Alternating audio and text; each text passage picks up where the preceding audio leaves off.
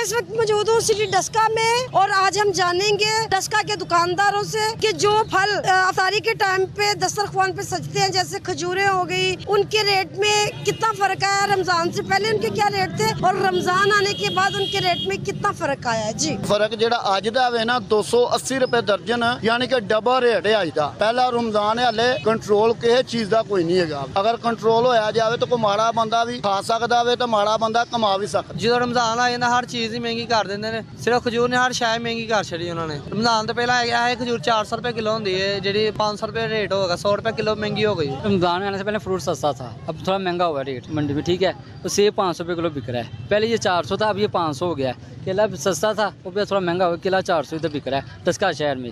ये जी नाज़रीन, तो डस्का शहर के रेट आपने देखे। रमजान के आते ही जैसे चीजें सस्ती हो जाती है, लेकिन पाकिस्तान वाहद वो मुल्क है, रमजान आते ही यहाँ पे चीजों को पर लग जाते हैं। जो चीजें दस्तरख्वान की जीनत होती है, खजूर हो गया, सेब हो गया, अनार हो गया, ये चीजें महंगी हो जाती है। कोई भी इंसान, कोई भी बंदा कमेटी की रेट लिस्ट पे चीज फरोख्त नहीं कर रहा, हर बंदा अपने मनपसंद के रेट लगा के चीजें बेच रहा है। किरण चौधरी, वश न्यूज, डस्का।